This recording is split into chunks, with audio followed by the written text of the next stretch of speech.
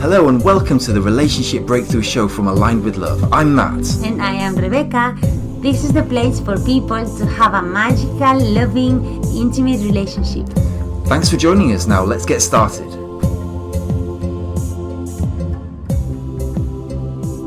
The pandemic has seen an exponential rise in the use of porn. Today it's been considered that between 46 and 74% of men and 16 to 41% of women are active pornography users in modern nations in the developed world, according to the Sexual Medicine Journal. The data is supported by one of the most popular porn sites called Pornhub, as reported over 39 billion searches and 42 billion visits during 2019, which implies around 115 million visits and 18,000 terabytes of data transferred per day. So what's driven this, and what have been the consequences on mental health and on relationships? Also, most importantly, what can you yourself do if either you or maybe someone around you has been affected by this? This is what we're going to be exploring today, and I'm delighted to be joined by the sex, love and porn expert Gary McFarlane from the Kairos Centre. Welcome, Gary. Good to see you, Matt. Thank you for having me. Great to have you. I'm excited. This is a really interesting topic and so linked to everything that we're working in this area.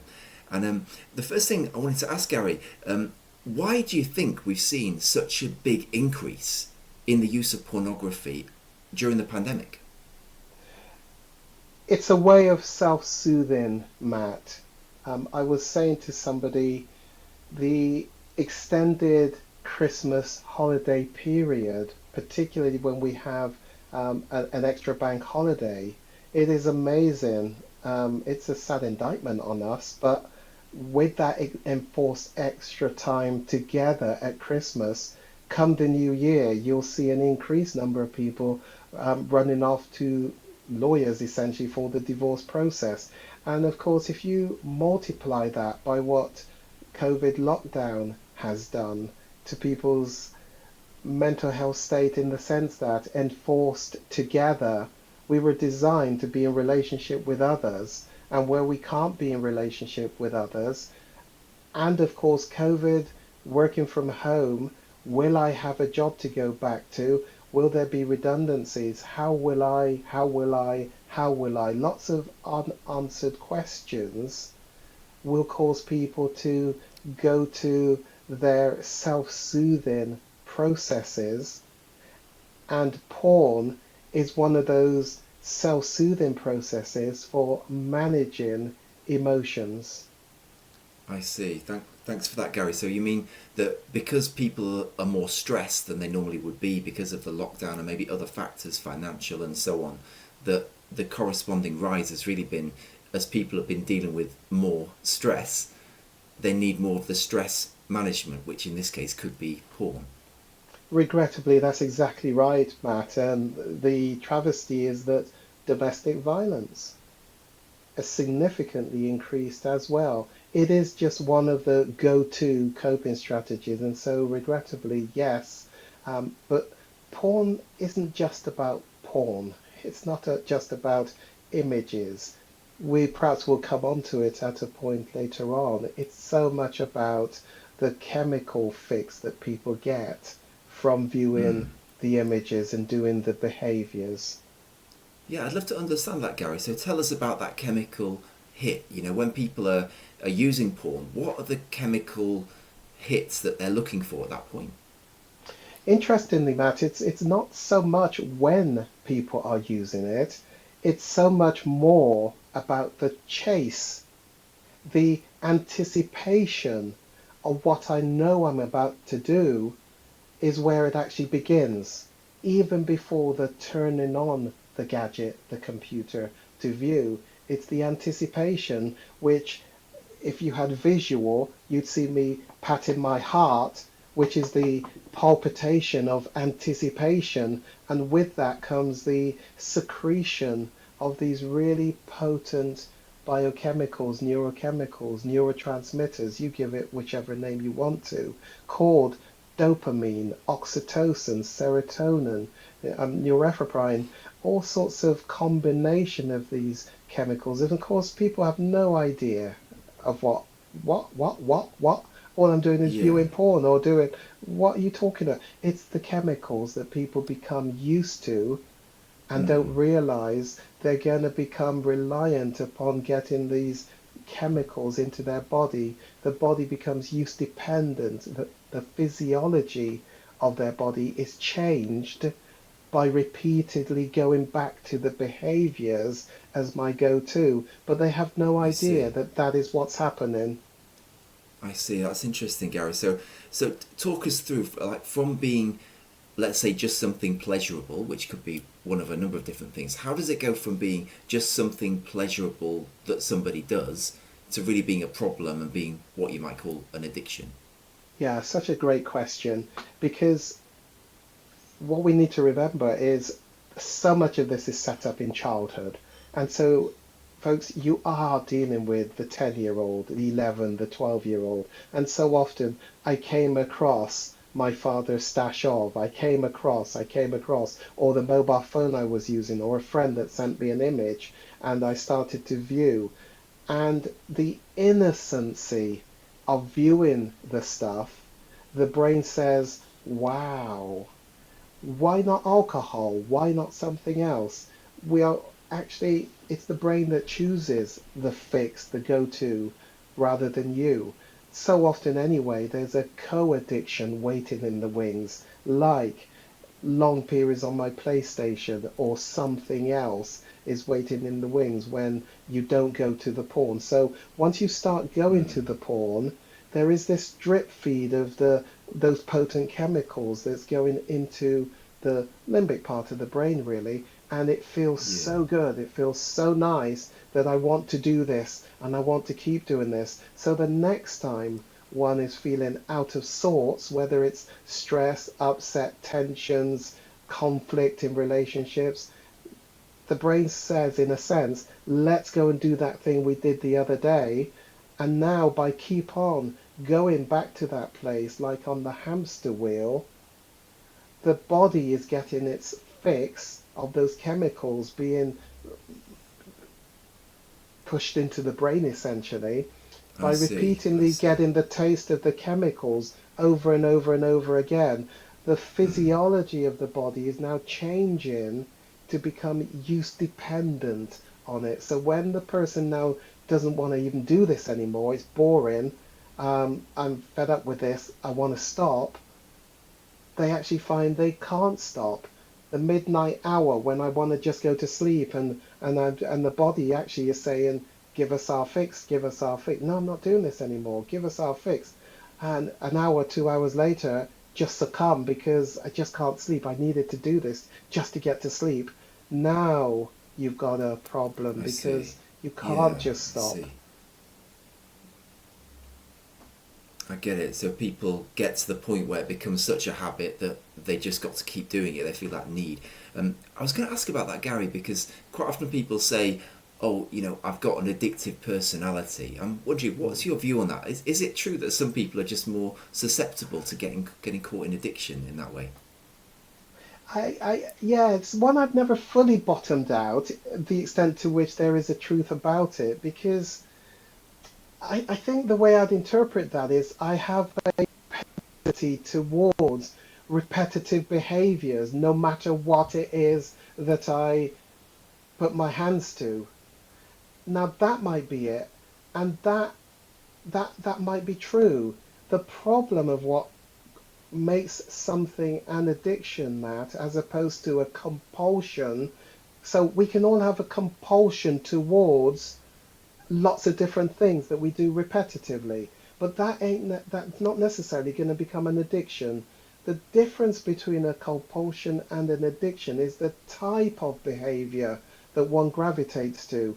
When you do that behavior compulsively, but the particular behavior has what we call intensity, it's the intensity bit of the behavior that's going to create the addiction. What's the intensity? It's pretty much always going to be some secretion of some form of chemical. So, alcohol. you'll understand the alcohol content.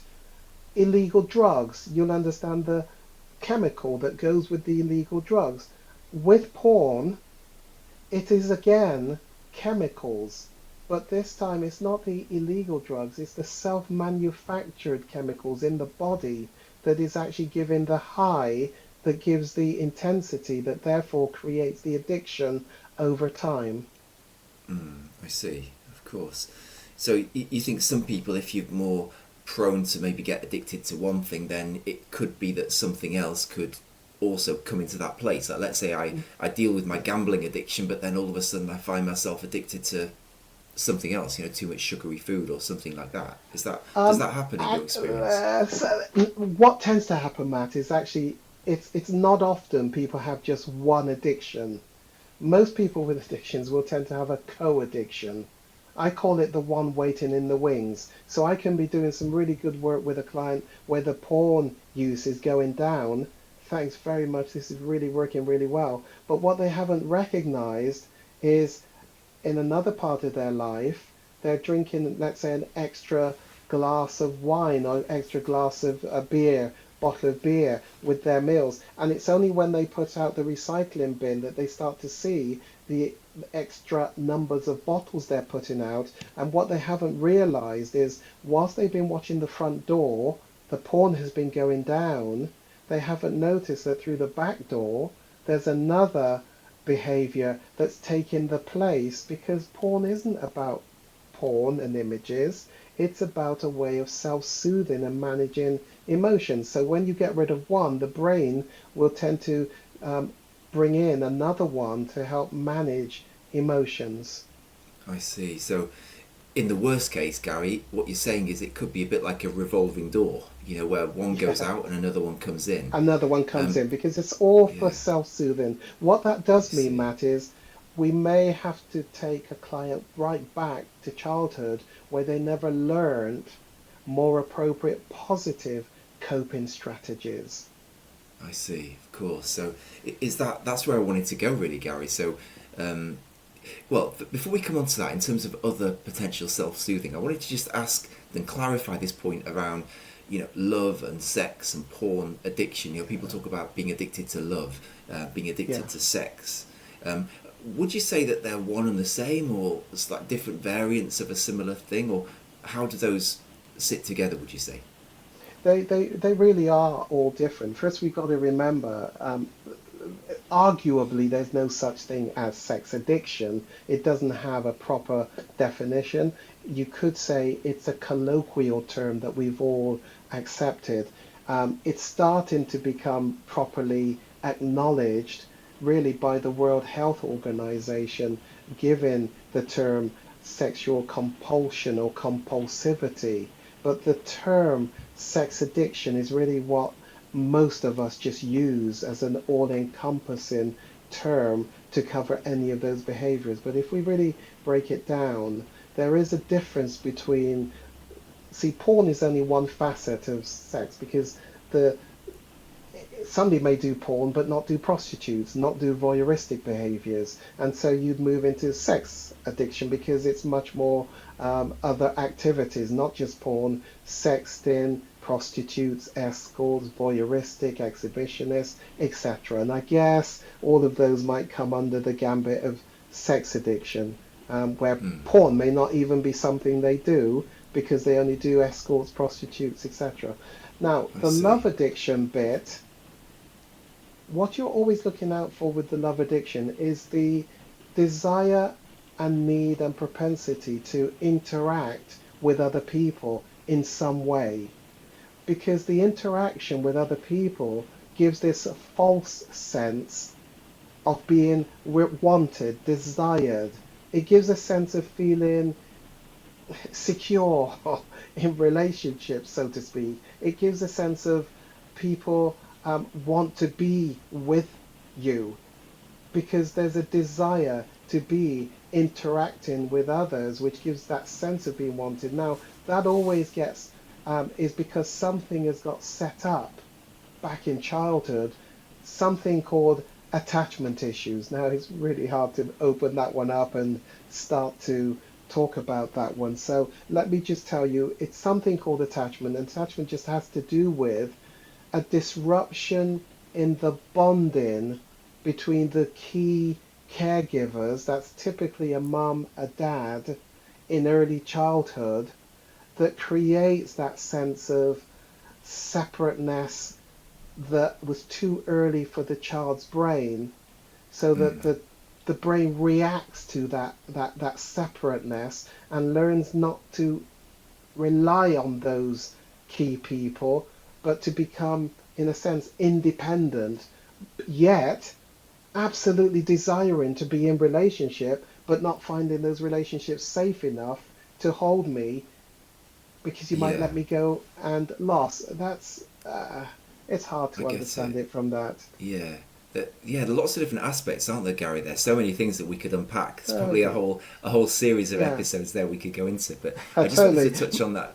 I just wanted to touch on the thing around how, well, you mentioned about, we talked about love addiction. Maybe where we Yeah. have some kind of abandonment from childhood, and then Yeah. we're like overly needing of that sort of connection, maybe, and it can create as problems, Yeah. for example. Yeah. I just wanted to ask though, because I guess there's nothing unhealthy about wanting to be connected to other people, like our partner, to feel close. Absolutely. It's So I guess natural. It's it's natural. natural, yeah. So I'm curious, what do you think? Where do you think that line is, Gary, between a sort of a healthy wanting to be connected to our partner, and where it could become a problem or lead us into issues? What do you think? It's all about the bonding back there in childhood, Matt. There is what we call a secure attachment, where, because those key caregivers, we call them caregivers. Typically, it's a mum or dad, but you'll understand when we've been fostered, adopted, it's not the natural biological mum and dad, okay? But it's all about the earliest bonding between those key individuals.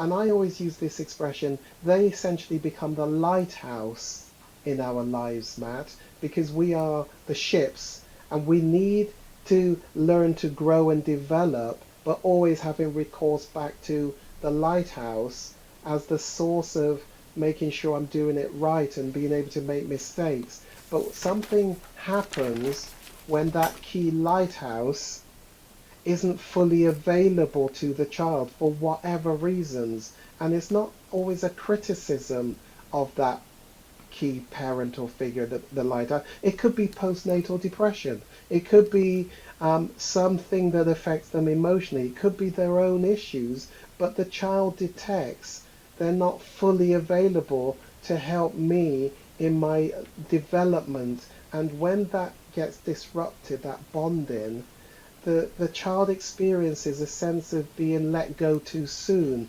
loss, separateness, and that a sense of abandonment. That's a strong term to use when all that's happened is mum's not fully, etc. But the brain experiences that as life-threatening, and it now has to find a way to cope and manage that child. And one of the ways is, when mum comes back, I remonstrate because I'm angry with you, so I cry and I won't, but now I won't fully attach back to you, because the brain is saying, but she might do it again. She might drop me and not come back and leave me, and I'm gonna, so don't attach too much to mum. And yet the contradiction is, I desperately need you, mummy. I desperately want to attach to you. But something is telling me I can't, because you hurt me when you didn't come back consistently, not a one-off. Consistently, you just weren't good enough for me. And the brain has now got this dichotomy where I desperately want you, but I'm scared too. And you now see that being played out, Matt, later in adulthood. See, all this chat was to say, once it gets set up in childhood, you're now going to see a manifestation in adulthood where I desperately want this person as my partner, but when we get jittery because of conflict, I'm fearful that you might move away from me, you might finish with me, and so actually I might do all sorts of different protective behaviors. Some of those is to control the relationship, others is actually to create more conflict and arguments and throw a hand grenade in to force you to finish with me. What a bizarre thing to do.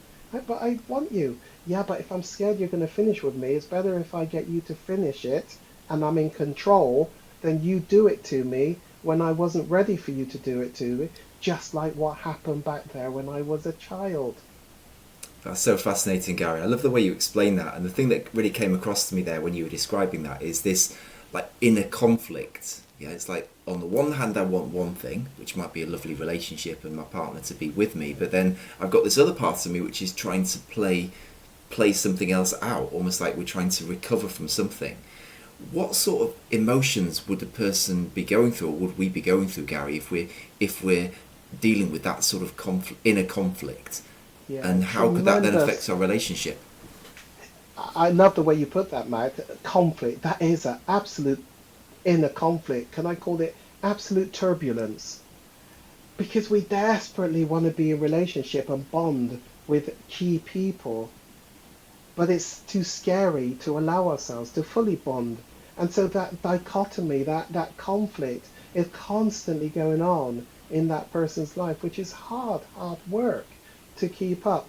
And that therefore manifests itself in the relationships and the way one does relationships, which is it's safer to do it in cyber world, in a sense, because it never goes wrong. Because I'm in control of the fantasy world of porn and interaction with another person. I'm paying that escort, that prostitute, for giving me that sense of you're the best thing since sliced bread. I see. And so I'm in a bubble. So it could almost be another way of controlling. It's like if I feel quite out of control, then maybe my porn world can be something that I can control. What do you think? Totally. And it never goes wrong. Because unfortunately, narcissism is a part of the sex porn addiction world. In fact, I call it my mathematical formula. Shame plus narcissism equals sex addiction. I see. So yeah, narcissism, talk about, me, myself, and I. Yeah, I'd love to talk about that a little bit, Gary. This is obviously a really big thing that lots of people talk about nowadays, don't they? It's very much in the culture. How does narcissism relate to sex or porn addiction? Please, people, don't go off to Google, put the word narcissism in, and start to look at that and say, I knew it. No, that type of narcissism is something to do with NPD, narcissistic personality disorder. I'm not saying individuals with porn sex addiction are full-blown narcissists with this personality disorder. It needs a particular diagnosis. What I'm saying is there are traits of narcissism that will be manifesting in the lives of those with porn sex addiction. And my simple take on those traits, narcissism, me, myself, and I. Me, myself, and I. Even though I think I'm doing for others, all roads lead back to giving something back to me. In other words, behaviors, activities are conditional upon something coming back to me. But the individual doesn't recognize that at all. They see themselves as giving, as I don't really want the attention, etc. But actually, it is about focus on me and attention on me, and self is constantly in the limelight. That makes sense, Gareth, because I guess when we're using porn, let's say, we're really just finding a way to meet our own needs, aren't we? We just and I wanted that brings us on nicely into the relationship element. So I'd love to hear from you when people reach out to you. Let's say they recognise they've got this problem and it's affecting the relationship. What kind of effect on the relationship do people normally report when they reach out for help? Remember, it's a female and a male thing. I put it that way round because we're perhaps conditioned to think this is a male thing. Yes, us men stereotypically tend to be more wired towards visual, but females are as well. But females tend to be more aroused with the spoken word, the written word. I often use 50 Shades of Grey, and I jest about it, Matt. I'll come back to your question in a minute very quickly, but I jest about 50 Shades of Grey. You know, that's been normalized as okay reading. Everybody knows it is actually porn. It is porn. Um, but the woman can now read it on the bus, on the beach, etc., because it's normalized, accepted. The guys aren't particularly interested because there's no pictures in it. It's just words. Yeah. So the females will be being aroused by the romance side of it, by the written word and loving it. Us guys aren't interested because the visual isn't there. Now, turn that book into a film in the cinema. Hey, darling, would you like to come to the cinema? What for? What are we watching? 50 Shades of... That's that book. They've made it into a... Yes, I'll come, I'll come. And I just jest with it and I say, look, whilst the film's happening... Ooh, gosh, they're getting undressed. Oh, are they? And now he's watching avidly as the juicy bit is on. And when the juicy bit's finished, the undressing, then he gets back to sleep again. I jest about it, but that's the difference between us. Now, going to the marriage, so often, or the partnered relationship, so often, Matt, there's something about pushing the limits too far till the individual gets caught. You see, shame in that formula, shame means hide, hidden, don't ever get caught, don't get found out. And an individual with porn, sex, love addiction will have been practicing not getting caught back there in the past, long time. They become an expert. So when they are caught, and being caught can take the form of many ways, relationship, the legal process, the workplace, because they've used the work computer. But for a female partner, finding out, for example, it's devastating on the relationship, on the marriage, and often an ultimatum, get this sorted or I'm out of here, and the children. And for her, the pain of finding out really is so devastating that it takes her mental state into a low, low place. So the work is so much about his recovery, a separate piece of work, and supporting her in her separate recovery because of the impact on her mental state in getting through this period of an assault. So different work, and it's only a little bit later on can you truly start couples counseling, because I use the expression there's a third person in the relationship, and I personify the behaviors, Matt, and I call her Mrs. Porn. There isn't a real person, but there really is a real Mrs. Porn. And for a female partner, it's devastating because she can't just go down the road and scratch her eyes out, leave my man alone. And she can't easily just go off to the Ann Summers and do the Ann Summers thing. What's the Ann Summers thing? The latest, and swing from the chandeliers. Look at me, darling, look what I can do. Why do you want her when I can do this? And many female partners will do the Ann Summers thing to try and fight back. I see. Really devastated 2 months on when he's gone back to the behaviours, and she finds out. I get it. So it's almost like some people can try to compete with the porn almost, to try to sort of outdo it. I get it. And in terms they'll of always lose, Matt. They'll always lose that fight. Always will lose it. I see. What should people think about then at that point? If this comes to light, and let's say they're devastated, as you say, what would you recommend to be the first few steps that people should be thinking about taking? Do not make major bridge burning decisions in that moment, because you're not going to be using the frontal part of the brain, the logical reasoning thinking brain, because it will have gone offline. That's what happens when somebody is about to do porn and is doing porn. The logical brain is offline, and you're making decisions from the mid part of the brain, deeper in, called the limbic brain, the emotional brain. So do not make major decisions about whether I will stay, I will go, etc., etc. Try to get to a calmed down place where the brain starts to let the cerebral cortex come back online, but definitely specialized help. This isn't just Yeah. any therapist type of help. And that's not just me saying, it is really is quite specialized work, I guess really, it. when you're Yeah. dealing with this area. I think that's a really great point about not jumping to any quick decisions, but taking a step back and Yeah. obviously, as you say, getting the help that you need at that point as well.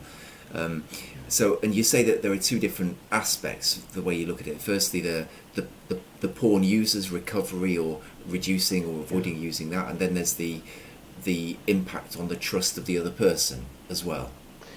Yes, absolutely. Just let me correct that first bit, the four porn users and how you reduce and stop.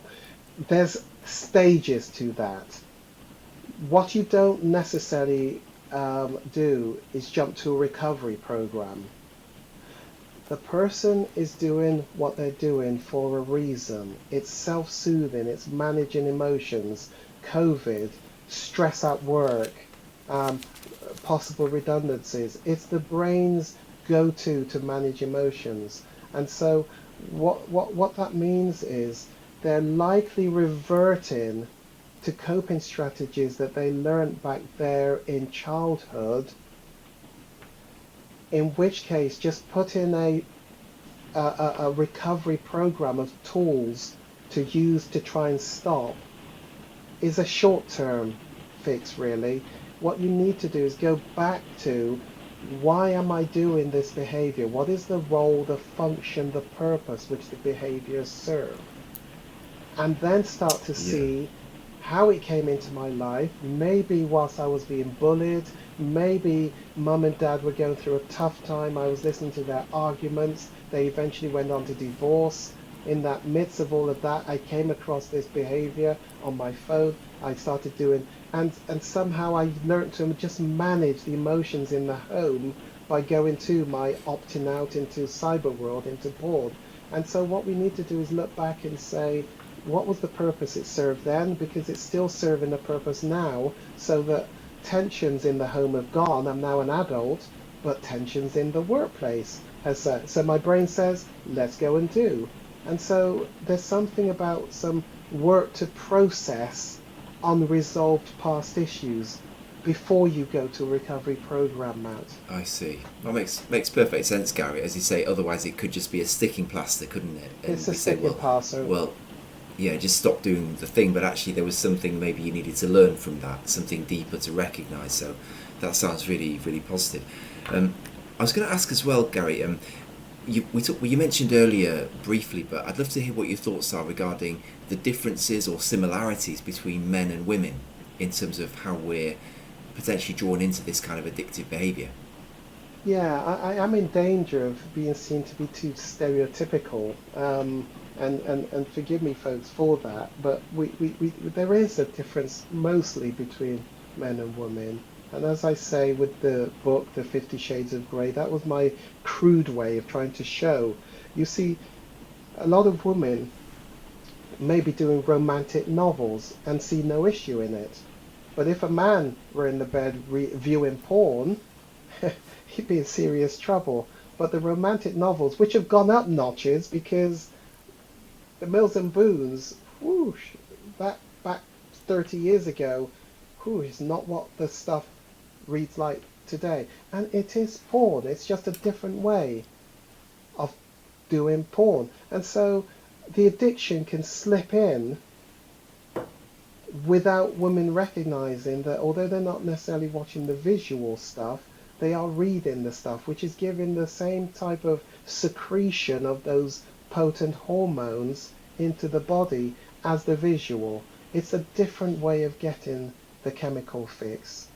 I see. So someone could be getting it by reading a certain type of book, but what you're saying is it's a similar purpose or phenomenon, really. Same thing. It's the same thing. Yeah, And those I see. chemicals are so neuroscience, which is some of the stuff I would teach some of my clients. Those chemicals have got a specific role. I mean, can you imagine, Matt, that each of those chemicals have such a role that they actually can pinpoint where you got that high level of arousal from, what you were doing, where you were, what's the type of behavior, and it's almost like put a pin on the map that says we know how to get that back again, and this is the chemical that has a part to play in how to reproduce it, and it's registered in a memory center up here, so you don't have to even think about it. The brain can just lead you to it, repeated, repeated, repeated. And that's what neuroscience has shown us about each of these different chemical fixes. I see. Thanks for showing that, Gary. That's great. And just to go back to the thing about, how we deal with these challenges, and you said about, I loved your point about not jumping to any quick conclusions or quick decisions, let's say. But what should people be doing? Like, if I start to think to myself, do you know what, this behaviour, it's got a bit too much now. It's starting to affect me day to day. Maybe I'm getting some anxiety. It's starting to I'm starting to hide, certain things that I'm doing, and it's feeling uncomfortable with the family. What should people do? I mean, what would be the first step, would you say? Before you even get to the first step, your brain is now going to fight you. I do something really strange in my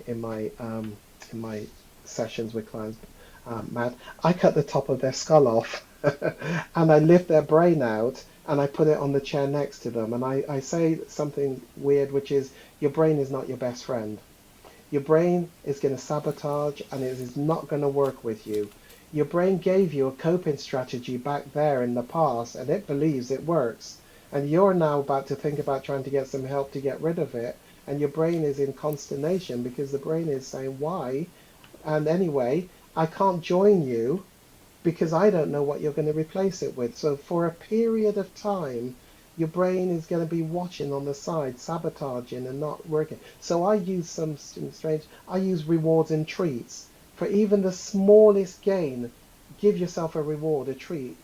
A lot of my clients can't do it because if I do, I'll get I'll get cocky, and my brain will think, and then I'll come for a fall. I say no. When we mess up, we beat ourselves up and tell us, well, you've done it again. Well, but when we do good, we don't actually register that good. And I say, look, go and buy yourself a Haagen-Dazs ice cream. I don't want to wreck your diet, but just because you had a fight and you didn't succumb and you got through that day, treat yourself.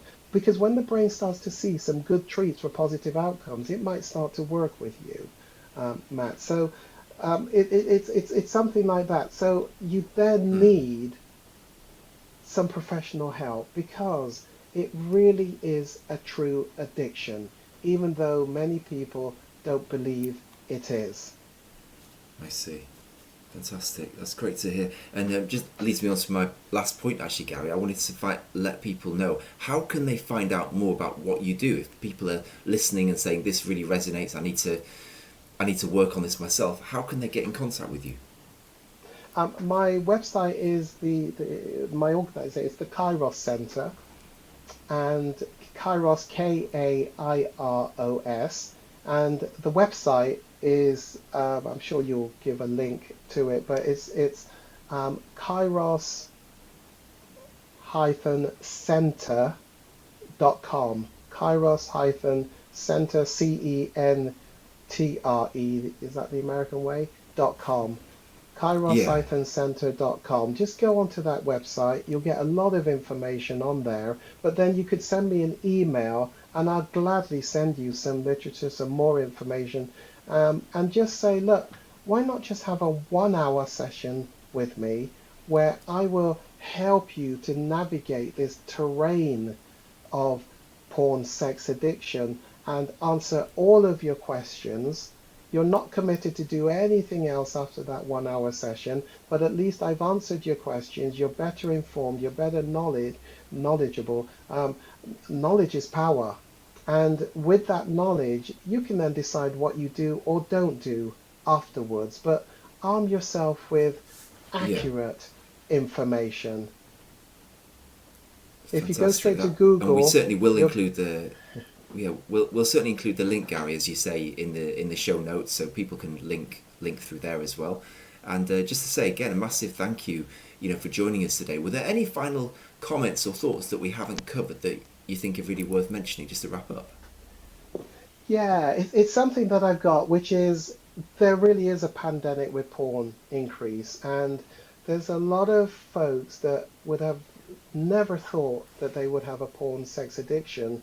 But because of COVID, many have gone to use webcams with their partners, and they've crossed a boundary that they'd set for themselves, which is, no, I'm not comfortable viewing you or me on a tablet or a phone doing sexual things. But COVID has caused people to just do various alternative ways of a sexual outlet.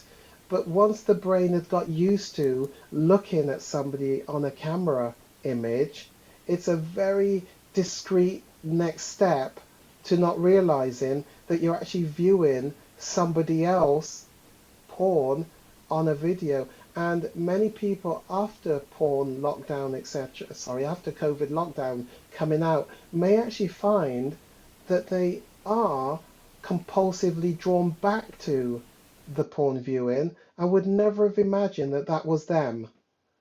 And so there's a number of people that may come out of COVID lockdown with an addiction, but take them a long time to actually admit it to themselves. Most people that come to my office sort of know something's going on, but can't easily acknowledge it is truly an addiction. And anyway, when I really, really try, I'll be able to kick this. And that could go on for a long time before they take first steps. Be brave, take first steps, and get some guidance. Okay, that's all for today. Thanks again for joining us, and please remember to subscribe and to leave us a review. Who could you share this episode with that needs to hear this message? Share this episode and remember that the quality of your relationship determines the quality of your life. See you on the next episode.